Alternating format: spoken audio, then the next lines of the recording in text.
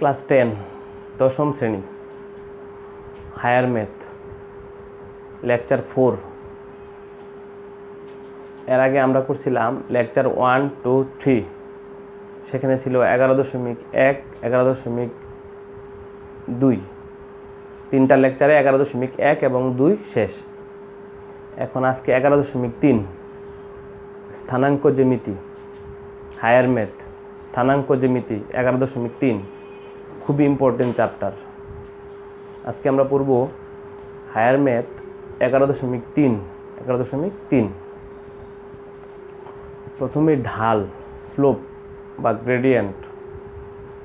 কোনো একটি সরলরেখা এক্স অক্ষের ধনাত্মক দিকের সাথে যে কোণ তৈরি করে তার ত্রিকোণমিতিক ট্যানজেন্টকে ওই রেখার ঢাল বলে।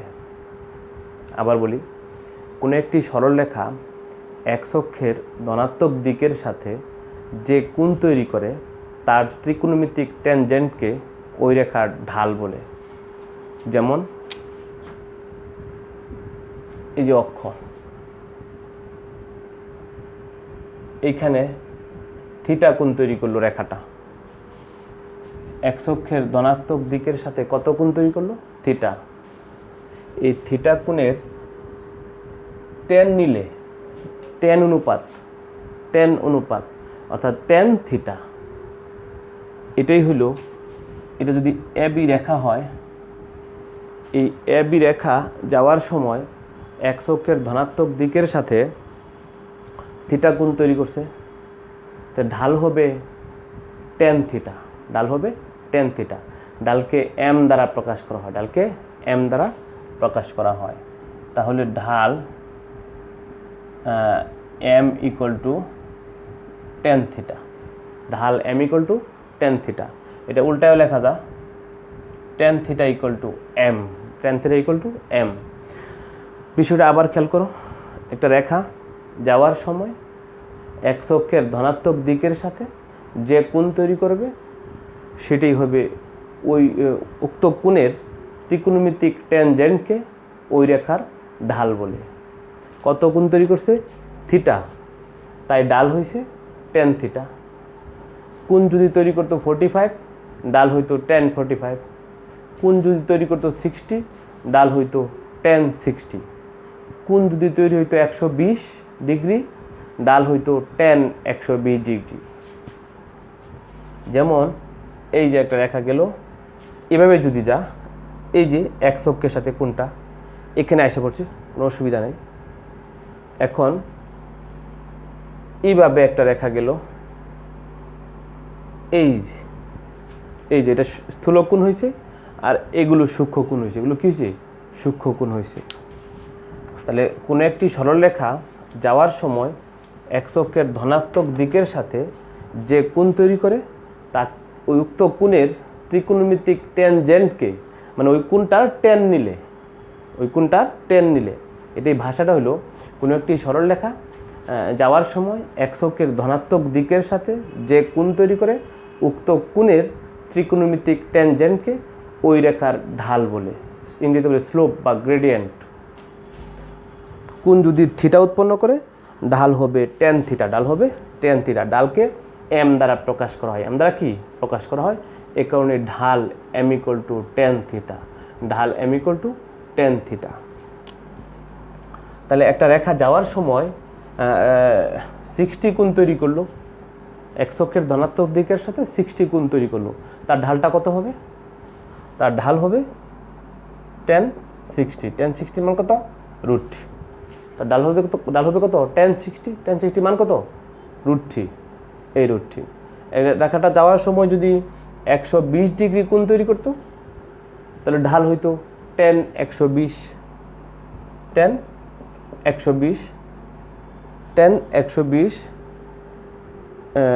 এটার মান যা আসে, ট্যান 120 মান যা আসে, আমি একটু দেখি ট্যান 120 কত আসে। ট্যান 120 এর -1.732 এরকম আছে। আরও একটা বিষয় খেয়াল করলাম, যখন কোণ হবে সূক্ষ্ম কোণ তখন ঢাল হবে ধনাত্মক। ঢাল হবে কি? ধনাত্মক। যখন কোণ হয়ে যাবে স্থূলকোণ, ঢাল হবে ঋণাত্মক। আবার খেয়াল করো, যখন কোণ হবে সূক্ষ্মকোণ, তখন ওই রেখার ঢাল হবে ধনাত্মক। যখন কোণটা হয়ে যাবে স্থূলকোণ, তখন ঢাল হবে ঋণাত্মক। ঢাল হবে কি? ঋণাত্মক। তাহলে আমরা দেখলাম কোনো রেখা কত কোণ তৈরি করলে তার ঢাল কত, তার ঢাল কত। এখন একটি রেখার ঢাল 1, আজকে ঢাল বলে দিছি, ঢাল কত? 1। রেখাটি এক্স অক্ষের সাথে কত ডিগ্রি কোণ তৈরি করবে? রেখাটি এক্স অক্ষের ধনাত্মক দিকের সাথে কত ডিগ্রি কোণ তৈরি করবে? তো ঢাল 1 মানে ঢাল m = 1। ধরি থিটা কোণ উৎপন্ন করবে। কত কোণ? ধরি থিটা কোণ। তাহলে আমরা লিখতে পারি, যদি থিটা কোণ তৈরি করে, ঢাল হবে tan থিটা। ঢাল হবে কত? tan theta = 1। ওই যে ঢাল যে 1 দেওয়া আছে। বিষয়টা আবার খেয়াল করো, একটা রেখা আগে আমরা শিখলাম কোণ দেওয়া থাকলে ঢাল সহজে বলা যায়। 60 কোণ তৈরি করলে ঢাল হবে tan 60, দ্যাট মিনস √3। এখন একটা রেখা ঢাল 1, সে কত ডিগ্রি কোণ তৈরি করবে? ঢাল 1 মানে m = 1। ধরি থিটা কোণ উৎপন্ন করে। ধরি কি কোণ? থিটা কোণ উৎপন্ন করে। তাহলে থিটা যদি কোণ উৎপন্ন করে, ঢাল হবে tan থিটা। তাহলে tan থিটা = 1 আমরা লিখতে পারি। tan theta = 1। tan theta = 1। 1 মানে tan 45। 1 মানে কত? tan 45। থিটা কত? 45। একটি রেখার ঢাল √3। ঢাল কত? ঢাল √3। সে কত ডিগ্রি কোণ তৈরি করবে? ঢাল √3, সে কত ডিগ্রি কোণ তৈরি করবে? ধরি থিটা কোণ উৎপন্ন করে, তাহলে ঢাল হবে tan থিটা। ঢাল হবে tan থিটা = √3। √3ও ঢাল, tan থিটাও তো ঢাল। tan theta = √3। tan থিটা = √3 মানে tan 60। √3 মানে tan 60। থিটা কত? 60। এভাবে কোনো সরলরেখার ঢাল দেওয়া থাকলে সে এক্স অক্ষের ধনাত্মক দিকের সাথে কত ডিগ্রি কোণ তৈরি করবে তা বের করতে পারবো। অথবা কোনো একটি রেখার ঢাল দেওয়া থাকলে সে এক্স অক্ষের ধনাত্মক দিকের সাথে কত ডিগ্রি কোণ তৈরি করবে তা বের করতে পারবো। আবার যদি বলা থাকে একটি রেখা যাওয়ার সময় এক্স অক্ষের সাথে এত ডিগ্রি কোণ তৈরি করে, তার ঢাল কত, সেটাও বের করতে পারবো। অর্থাৎ ঢাল দেওয়া থাকলে কোণ নির্ণয় করতে পারবো, কোণ দেওয়া থাকলে ঢাল বের করতে পারবো। কোনো অসুবিধা নাই। আর ঢালের সংজ্ঞাটা আমি বলছি পরীক্ষায় আসে। কোনো একটি সরলরেখা যাওয়ার সময় এক্স অক্ষের ধনাত্মক দিকের সাথে যে কোণ তৈরি করে, উক্ত কোণের ত্রিকোণমিতিক ট্যানজেন্টকে ওই রেখার ঢাল বলে। আমি চিত্রে দুইটা বিন্দু স্থাপন করছি। এ বিন্দুর স্থানাঙ্ক 2, 3, বি বিন্দুর স্থানাঙ্ক 6, 7। বি বিন্দুর স্থানাঙ্ক 6, 7। আসলে এই যে কোণ যে তৈরি করে, এই দিক দিয়ে গেল রেখাটা, ওই চিত্রেই খেয়াল করো।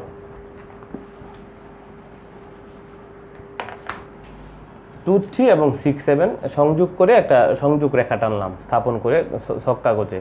এক্স ও এক্স ড্যাশ, ওয়াই ও ওয়াই ড্যাশ দুটি অক্ষ। এখানে এই যে এক্স অক্ষ, কোনটা যে এক্স অক্ষের সাথে সরাসরি এরকম না।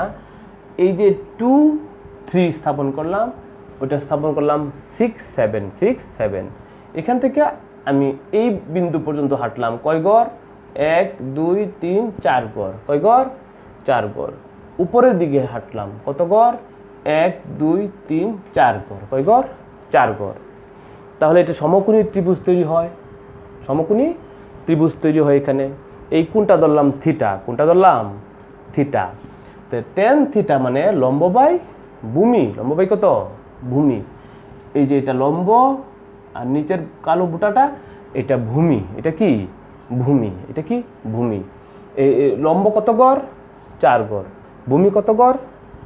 4 গড়। আবার খেয়াল করি, 1, 2, 3, 4। ডান দিকে কত গড়? 4 গড়। উপর দিকে 1, 2, 3, 4 একক। তাহলে tan থিটা সমান লম্ব 4 একক, ভূমি কত? 4 একক। কত? 1। কত? 1। এই থিটা কোণের জন্য টেন থিটা নিলে 4/4 1। 4/4 কীভাবে হয়েছে? ডান দিকে 4 একক, উপর দিকে 4 একক, উপরেরটাকে লম্ব, নিচেরটাকে ভূমি। এই থিটা কোণের জন্য এটাই তো লম্ব, আর কোণের সাথের বাহুটা ভূমি, আর ওইটা অতিভুজ। এটা কি অতিভুজ। এইখানে যে কথা কোণটা তো এখানে আসা এক্স অক্ষের সাথে একই কোণ তৈরি করবে। এই কোণটা যত ডিগ্রি হবে এই কোণটাও তত ডিগ্রি হবে। দুইটা বিন্দু দেওয়া ছিল আমাদের, এ কত ছিল 2 3, বি কত ছিল 6 7, বি কত ছিল 6 7। এখানে এ বিন্দুর ভুজ 2 কোটি 3, বি বিন্দুর ভুজ 6 কোটি 7, ভুজ 6 কোটি 7। আমরা যদি কোটি দ্বয়ের অন্তর নেই, কোটি কত 2 না 3 7, তাহলে 7 মাইনাস 3। নিচে যদি ভুজ দ্বয়ের অন্তর নেই, ভুজ কত 6 2, 6 মাইনাস 2। একটা বিষয় খেয়াল করো, আমি নিলাম এখানে উপরে নিলাম কোটি দ্বয়ের অন্তর, নিচে নিলাম ভুজ দ্বয়ের অন্তর। কেন আমি কি পড়াচ্ছি বলবো, খেয়াল করো আগে। 7 মাইনাস 3 এটা হলো কোটি অন্তর করলাম, 6 মাইনাস 2 ভুজের অন্তর করলাম। তুমি এইভাবে না এইভাবে নিতে পারতা, 3 মাইনাস 7 নিচে 2 মাইনাস 6, কোনো অসুবিধা নাই, কোনো কি অসুবিধা নাই। আমি যে মাইনাস এড়ানোর জন্য 7 মাইনাস 3 নিছি, আবার 6 মাইনাস 2 নিছি। এটার মান যা আসবে এটার মান তাই আসবে, ইকুয়াল টু 4/4 ইকুয়াল টু 1।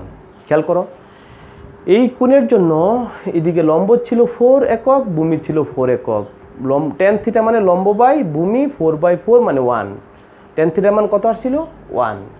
আর এভাবে এই যে দুইটা বিন্দুগামী সংযোগ রেখা হয়েছে, সংযোগ কি রেখা হয়েছে, এখানে যদি আমি কোটি দ্বয়ের অন্তর বাই ভুজ দ্বয়ের অন্তর নেই, তাহলে কি আসে 1 আসে। কি আসে 1। এখানেও টেন থিটা কি আসছে 1। আমরা জানি ঢাল টেন থিটা কোণের জন্য টেন থিটা কত আসছে 1। এই প্রক্রিয়া করে কত আসছে 1। এ কারণে ঢাল m ইকুয়াল টু কোটি দ্বয়ের অন্তর বাই ভুজ দ্বয়ের অন্তর, ভুজ দ্বয়ের অন্তর। কোনো দুই বিন্দুগামী সরলরেখার ঢাল বের করতে হলে কোটি দ্বয়ের অন্তর বাই ভুজ দ্বয়ের অন্তর। ঢাল বের করার কয়েকটা সিস্টেম দেখলাম। একটা হলো যদি থিটা দেওয়া থাকলে কত ডিগ্রি কোণ তৈরি করে, তো ঢাল m equal to tan theta, ঢাল m equal to tan theta. আবার যদি দুইটা বিন্দু দেওয়া থাকে, দুইটা বিন্দু যে দুই বিন্দুগামী সংযোগ রেখা, ওই দুই বিন্দু থেকেও ঢাল বের করা যাবে। কিভাবে? কোটি দ্বয়ের অন্তর বাই ভুজ দ্বয়ের অন্তর। কোটি দ্বয়ের অন্তর মানে তুমি যেভাবেই নেও, এটা যদি নেও 7 মাইনাস 3 বা নিচেও নিতে হবে 6 মাইনাস 2। এটা যদি নেও 3 মাইনাস 7 নিচেও নিতে হবে 2 মাইনাস 6। তার ধারাবাহিকতা রাখতে হবে, এই কোটি মাইনাস এই কোটি, তার নিচেও হবে এই ভুজ মাইনাস এই ভুজ, এইভাবে নিতে হবে। এখান থেকে আমরা শিখলাম যে কোনো রেখার দুই বিন্দুগামী কোনো রেখার ঢাল কোটি দ্বয়ের অন্তর বাই ভুজ দ্বয়ের অন্তর। অন্তরটা তুমি যেভাবেই নেও, অন্তরটা তুমি কি যেভাবেই নেও, বিষয়টা মনে থাকবে। আর এর আগে শিখলাম কোণ দেওয়া থাকলে থিটা ঢাল হয় টেন থিটা। আবার ঢাল দেওয়া থাকলে আমরা কোণ বের করতে পারি, কোণ দেওয়া থাকলেও ঢাল বের করতে পারি, কোনো অসুবিধা নাই। আর এখন শিখলাম দুই বিন্দুগামী রেখার ঢাল কোটি দ্বয়ের অন্তর বাই ভুজ দ্বয়ের অন্তর। খুব ইম্পর্টেন্ট টপিক। এর আগে দুই বিন্দুর মধ্যবর্তী দূরত্ব বের করছিলাম, √, ভুজ দ্বয়ের অন্তরের বর্গ প্লাস কোটি দ্বয়ের অন্তরের বর্গ। ওটা কিন্তু অনেকগুলো প্রয়োগ করছি এবং সবসময় সারা জীবনে এটা প্রয়োগ করতে হবে। সেম এখন ঢাল বের করা শিখলাম দুইটা সিস্টেমে। যদি থিটা কোণ তৈরি করে রেখাটা, তা ঢাল হবে m equal to tan theta, m equal to কি টেন থিটা। আর এরকম দুই বিন্দুগামী রেখা দেওয়া থাকলে ঢাল হবে m ইকুয়াল টু কোটি দ্বয়ের অন্তর বাই ভুজ দ্বয়ের অন্তর। ক্লিয়ার? মুছে ফেললাম।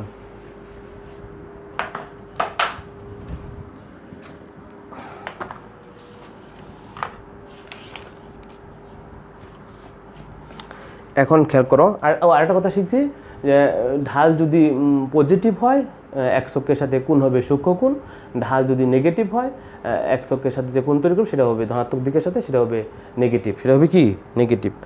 ওকে, তাকাও এখন দেখো দুইটা বিন্দু 2 2 5 2 2 7 2 2 5 2 2 নাম দিলাম না কেন, b of 5 2 c of 2 7,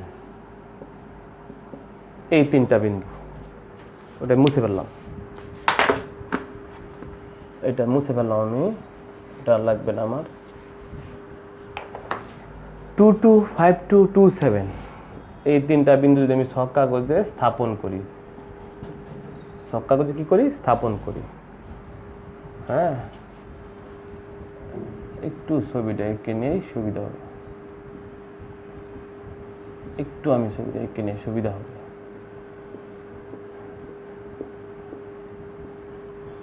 এটা x, এটা y, এটা x ড্যাশ y ড্যাশ 2 2, এটা যদি মূল বিন্দু হয় 2 2 এখানে, হ্যাঁ এ বিন্দু 2 2, বি বিন্দু হলো 5 2, বি বিন্দু কত, আবার সি বিন্দুটা কত 2 7, 1 1 2 3 4 5 6,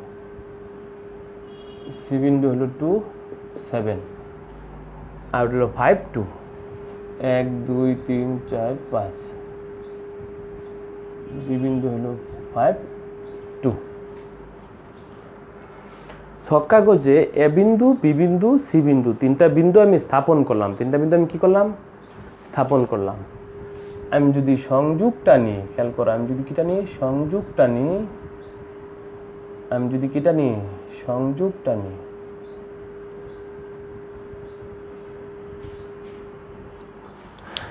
এইটা হইছে এ বি রেখা, এইটা হইছে এ সি রেখা। খেয়াল করো একটু মোটা করছি, বোঝা যাচ্ছে কিনা। প্রথমে তো অক্ষ, দুটো অক্ষ, x অক্ষ y অক্ষ, এই তিনটা বিন্দু ছক কাগজে স্থাপন করছি। এটা হচ্ছে A B Rekha, A R B বিন্দু সংযোগ করছি, আর এটা হচ্ছে এ সি রেখা। এ বি রেখাটা x অক্ষের সাথে সমান্তরাল, এ সি রেখাটা x অক্ষের উপর লম্ব। এ বি রেখাটা x অক্ষের সাথে সমান্তরাল, এ সি রেখাটা x অক্ষের উপর লম্ব। এ বি রেখার ঢাল, এ বি রেখার ঢাল এ আর বি, কুটি দ্বয়ের অন্তর বাই ভুজ দ্বয়ের অন্তর, 2 - 2 বাই 5 - 2, তাহলে 2 থেকে 2 গেলে 0, ভাগ করলে 0। এ বি রেখার ঢাল কত আসছে 0। দেখি এ সি রেখার ঢাল, এ আর সি বিন্দু নিতে হবে 7 - 2 বাই 2 - 2,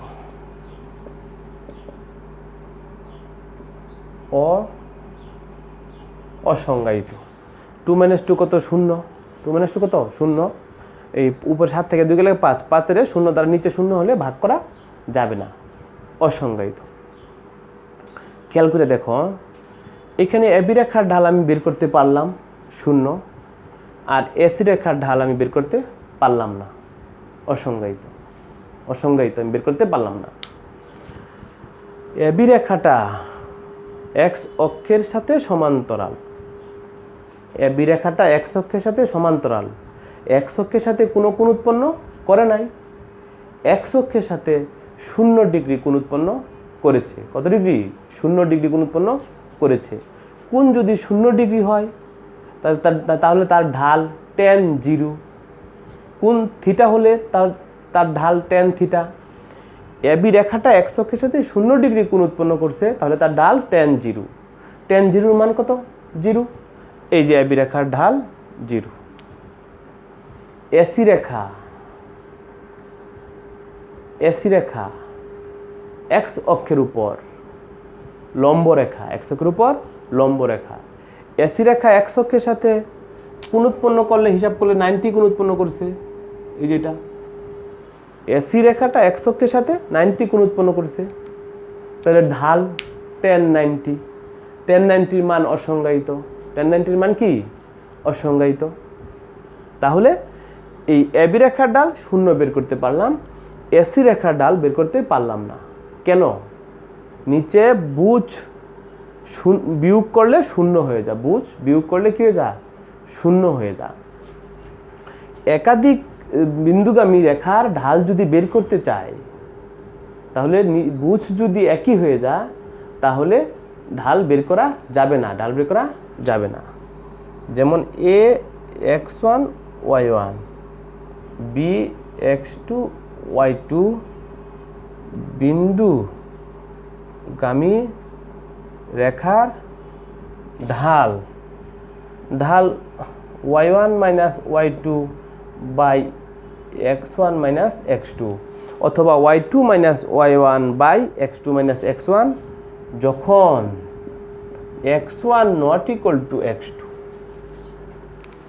ওই যে আমরা পড়ছিলাম যে ভুজদ্বয়ের অন্তর না সরি কুটিদ্বয়ের অন্তর বাই ভুজদ্বয়ের অন্তর পড়ছিলাম, সেখানে এমন দুইটা বিন্দুগামী রেখার ঢাল বের করা যাবে না যেখানে ওই দুইটা বিন্দুর ভুজ সেম, দুইটা বিন্দুর ভুজ কি সেম যদি হয়ে যায় তাহলে ওই দুই বিন্দুগামী রেখার ঢাল বের করা যাবে না। এই যে তাহলে সূত্রটা কি দাঁড়াইতেছে, এ x1 y1 B x2 y2 বিন্দুগামী রেখার ঢাল y1 minus y2 by x1 minus x2, অথবা তুমি বলতে পারো y2 minus y1 by x2 minus x1, কোনো অসুবিধা নাই। যখন x1 not equal to x2, x1 not equal to x2, x1 আর x2 ইকুয়াল টু হয়ে গেলে ওই রেখাটা x অক্ষের উপর লম্ব হয়ে যায়, x অক্ষের উপর কি হয়ে যায় লম্ব হয়ে যায়। x অক্ষের উপর লম্ব হয়ে গেলে x অক্ষের সাথে রেখাটি 90 ডিগ্রি কোণ উৎপন্ন করে, তাহলে ঢাল আরেক হিসাবে tan 90 অসংজ্ঞায়িত, এইভাবে ঢাল বের করা যাবে না। ক্লিয়ার? আমরা শিখলাম। এখন এখান থেকে আরেকটা বিষয় খেয়াল করো, এটা আমি মুছে ফেললাম। এবি যে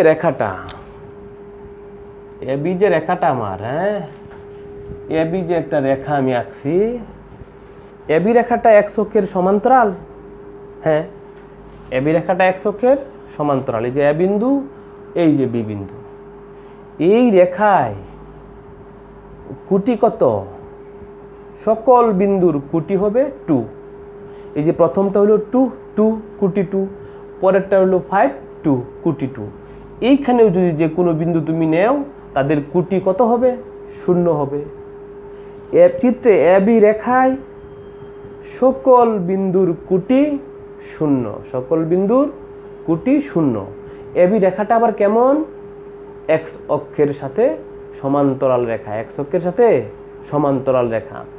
আবার এবি রেখাটা খেয়াল করো, x অক্ষের সমান্তরাল, ভালো কথা, y অক্ষের উপর লম্ব। এই যে চিত্রে এবি রেখাটা x অক্ষের সাথে সমান্তরাল, x অক্ষের সমান্তরাল বলে y অক্ষের উপর লম্ব। কাজে x অক্ষের সমান্তরাল যে কথা, y অক্ষের উপর লম্ব একই কথা। ইম্পর্টেন্ট কথা আবার খেয়াল করো, এসি রেখাটা উলম্ব বরাবর, এসি রেখাটা কি উলম্ব বরাবর, এই এসি রেখাটা x অক্ষের উপর লম্ব, x অক্ষের উপর কি লম্ব, x অক্ষের উপর লম্ব, দ্যাট মিনস y অক্ষের সাথে সমান্তরাল, y অক্ষের সাথে কি সমান্তরাল। খেয়াল করো, এসি রেখাটা x অক্ষের উপর কি লম্ব, x অক্ষের উপর লম্ব মানেই y অক্ষের সাথে সমান্তরাল। এবি রেখাটা x অক্ষের সাথে সমান্তরাল, দ্যাট মিনস y অক্ষের উপর লম্ব। ক্লিয়ার? এই কারণেই এই যে এবি রেখায় সকল বিন্দুর কুটি, ভুজ মানে x, কুটি মানে y, ভুজ মানে x স্থানাঙ্ক, কুটি মানে y স্থানাঙ্ক। এই এবি রেখায় সকল বিন্দুর কুটি 2 মানে y equal to 2, y equal to 2। AC রেখায় সকল বিন্দুর ভুজ 2, ভুজ 2 মানে x equal to 2, x equal to 2। তাকাও, x অক্ষের সমান্তরাল বা ওয়াই অক্ষের উপর লম্ব রেখার সমীকরণ এক্স অক্ষের সমান্তরাল, এক্স অক্ষের কি সমান্তরাল বা ওয়াই অক্ষের উপর লম্ব রেখার সমীকরণ y equal to b. B না হয়ে এখানে যে কোনো নির্দিষ্ট মান y equal to 2, y equal to 5, y equal to 6, y equal to -2 এ জাতীয় আমি দেখাচ্ছি। পরেরটা হলো এক্স অক্ষের উপর লম্ব বা ওয়াই অক্ষের সমান্তরাল রেখার সমীকরণ এক্স ইকুয়াল টু এ।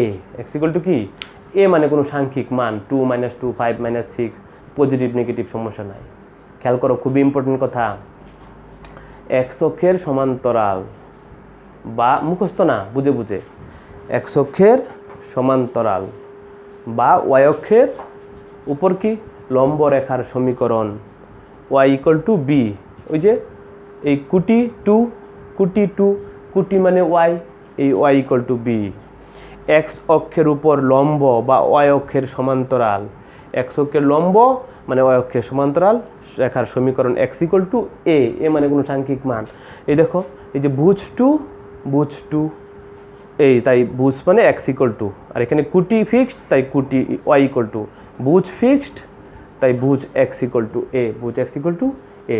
আমরা শিখলাম এক্স অক্ষের সমান্তরাল রেখার সমীকরণ বা এক্স অক্ষের উপর লম্ব রেখার সমীকরণ বা ওয়াই অক্ষের সমান্তরাল রেখার সমীকরণ বা ওয়াই অক্ষের উপর লম্ব রেখার সমীকরণ। ক্লিয়ার?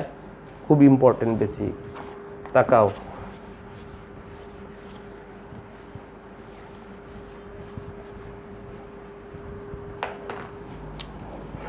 আমরা শিখলাম এক্স অক্ষের সমান্তরাল বা ওয়াই অক্ষের রেখার সমীকরণ। তাকাও,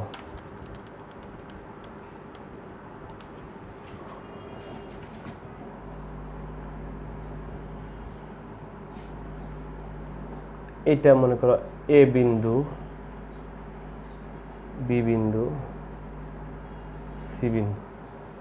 এ বিন্দু স্থানাঙ্ক 5, 8, বি বিন্দু স্থানাঙ্ক 2, 1, সি বিন্দু স্থানাঙ্ক -4, -8। খেয়াল করো খুবই ইম্পর্টেন্ট পড়া, খুবই ইম্পর্টেন্ট পড়া। তিনটা বিন্দু স্থাপন করলাম, একটা সংযোগ করলে একটা রেখা পাইছি, এই যে একটা রেখা এ বি সি, তিনটা বিন্দু স্থাপন করে একটা রেখা পাইছি। এ বি রেখা যে কথা, এ সি রেখা একই কথা, বা বি সি রেখাও একই কথা, বর্ধিত করলে আর কি। এ বি রেখা যে কথা, বি সি রেখা যে কথা, এ সি রেখা একই কথা। এ বি রেখা এক্স অক্ষের সাথে যত কোণ তৈরি করবে, বিসি রেখাও এক্স অক্ষের সাথে তত কোণ তৈরি করবে, বা এসি রেখাও এক্স অক্ষের সাথে সমান কোণ উৎপন্ন করবে। এক্স অক্ষের সাথে কি সমান কোণ উৎপন্ন করবে। খেয়াল করো আবার, এ বি সি তিনটা বিন্দু সংযোগ করে একটা রেখা পাইছি। এ বি সি বিন্দু তিনটা, এ বি রেখা যে কথা চিত্রে, বিসি রেখা বা এসি রেখা একই কথা। দ্যাট মিন্স তুমি হিসাব করলে এ বি রেখার ঢাল যত আসবে, বিসি রেখার ডাল বা এসি রেখার ডাল ততই আসবে। এই তিনটা বিন্দু এ বি সি, এই তিন বিন্দু সমন্বয় একটা রেখার উপর অবস্থিত হলে এ বি রেখার ডাল, বিসি রেখার ডাল, এসি রেখার ডাল, এই তিনটা কি আসবে? একই আসবে। তিনটা কি আসবে? একই আসবে। এখান থেকে আমি কয়টা কথা বলতে পারি। এ বি রেখার ডাল আর এসি বা বিসি রেখার ঢাল যদি সমান হয়ে যায়, আমরা বলতে পারবো এ বি সি বিন্দু তিনটি সমরেখ। এ বি সি বিন্দু তিনটি সমরেখ। একাধিক বিন্দু একই সরলরেখায় থাকলে ওই বিন্দুগুলোকে সমরেখ বিন্দু বলে। আবার বলতেছি, এ বি রেখার ডাল, বিসি রেখার ডাল, এসি রেখার ডাল যদি সমান হয়ে যায়, তাহলে বলতে পারবো এ বি সি বিন্দু তিনটি সমরেখ। তিনটাই সমান হতে হবে এরকম না, এ বি রেখার ডাল আর বিসি রেখার ডাল সমান হইলেই এ বি সি সমরেখ, অথবা এ বি রেখার ডাল আর এসি রেখার ডালও যদি সমান হয়ে যায় তাহলে এ বি সি বিন্দু তিনটি সমরেখ। উল্টায় বলি কথাটা, এ বি সি বিন্দু তিনটি সমরেখ হলে, এ বি সি বিন্দু তিনটি সমরেখ হলে বলো এ বি রেখার ডাল যত হবে বিসি রেখার ডাল বা এসি রেখার ডালও কি তত হবে। দুইটা কথা শিখলাম। একাধিক বিন্দু সমরেখ হলে মানে এ বি সি, এ বির ডাল বিসির ডাল এসির ডাল সমান। উল্টায় বলো, এ বি রেখার ডাল বিসি রেখার ডাল এসি রেখার ডাল সমান হয়ে গেলে এ বি সি বিন্দু তিনটি সমরেখ। এ বি সি বিন্দু তিনটি সমরেখ। এ বি সি বিন্দু তিনটি কি সমরেখ। এ বি সি বিন্দু তিনটি সমরেখ। ওকে, বুঝতে পারলাম। খেয়াল করো, ঢাল 1.5, ডাল কত? ডালকে এম দ্বারা প্রকাশ করা হয়। ডাল এম ইকুয়াল টু 1.5। উৎপন্ন কোণ কত? তো দড়ি কোণ থিটা, লিখতে পারি tan থিটা ইকুয়াল টু 1.5। আগে তো 1 ছিল, লিখে ফেলতাম tan 45, √3 ছিল, লিখে ফেলছিলাম tan 60। এখন তো 1.5 জানা নাই। tan theta equal two 1.5, theta equal to tan inverse 1.5। এটা আমি জেনারেল ম্যাথে পড়াইছি 9.1-এ। tan theta equal two 1.5, theta equal to tan inverse 1.5। ক্যালকুলেটরে tan inverse 1.5 যদি বের করতে চাও সেক্ষেত্রে শিফট চাপতে হবে। কি চাপতে হবে? ক্যালকুলেটরে বামে উপরে বামে শিফট চেপে tan দিতে হবে। শিফট চেপে tan, তাহলেই দেখবা tan ইনভার্স আসবে 1.5। 56.30 ডিগ্রি। 56.30 ডিগ্রি। দশমিক এবার আরও আছে, 2 গুণ নিলাম আনুমানিক, কোনো অসুবিধা নাই। এখন একটা বিষয় করো, ঢাল -1, ঢাল এম ইকুয়াল টু কত? -1। উৎপন্ন কোণ কত? উৎপন্ন কোণ কত? সেক্ষেত্রে আমরা কি করব? ওই যে উৎপন্ন কোণ থিটা, তাহলে tan থিটা ইকুয়াল টু -1। তুমি যে লিখে ফেলবা tan theta equal to -tan 45, মাইনাসটা রয়ে গেল 1 মানে tan 45, tan চলে গেলে থিটা ইকুয়াল টু -45। এভাবে হবে না। এভাবে কি? এভাবে লেখা যাবে না। এভাবে লেখা কি যাবে না, এইভাবে লিখতে হবে। tan theta equal to -tan 45। tan theta equal to tan 45 আমরা যেভাবে লিখি tan 180 - 45। এখানে মাইনাস ছিল, দেই নাই। এটা হায়ার ম্যাথ 8.3-তে পড়াইছি। tan pi minus theta, tan pi minus theta কোন কোয়াড্রেন্ট? ভুলে গেছো সব। tan pi minus theta, pi মানে 180 মাইনাস থিটা, মাইনাস তো ঘড়ি কাটার দিকে, equal to -tan theta. Second কোয়াড্রেন্টে tan নেগেটিভ, সেকেন্ড কোয়াড্রেন্টে tan কি নেগেটিভ। এইটাকে কোয়াড্রেন্ট ঘুরাইলে tan 180 - 45, এটা হয় -tan 45। এটাকে কোয়াড্রেন্ট ঘুরাইলে উপরেরটা হয়। হায়ার ম্যাথ 8.3-তে পড়াইছি। এখন 180 - 45, তাহলে tan 135 ডিগ্রি। এখন tan চলে গেলে থিটা ইকুয়াল টু 135 ডিগ্রি। এভাবে বের করতে পারবো আমরা, কোনো অসুবিধা নাই। কোনো অসুবিধা কি নাই, মুছে ফেললাম। তাকাও, আর একটা ইম্পর্টেন্ট আমার পড়াইতে বাকি আছে এখন, সেটা হলো আমাদের 18 নম্বর একটা অঙ্ক, উদাহরণ 18। উদাহরণ কত? 18। a of 1 - 1, 1 - 1, b of 2 2, c of 4t। এ বিন্দু আছে, বি বিন্দু আছে, সি বিন্দুতে 4t। এই তিনটা বিন্দু সমরেখ হলে টি এর মান কত? প্রশ্নে এটা বলে দিছে এই তিনটা বিন্দু কেমন সমরেখ, টি এর মান কত?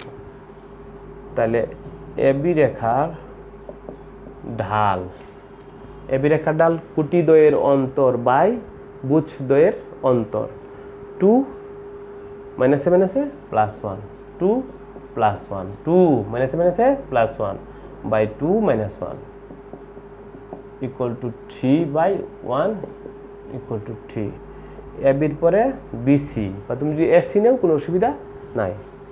বিসি রেখার ঢাল, বি আর সি বিন্দু নিতে হবে, টি মাইনাস 2, টি মাইনাস 2, টি মানে যে কুটি টি মাইনাস 2, বা তুমি 2 মাইনাস টি লিখতে পারবা, 2 মাইনাস টি লিখতে পারবো, কোনো অসুবিধা নাই। 4 মাইনাস 2, টি মাইনাস 2 বাই 2।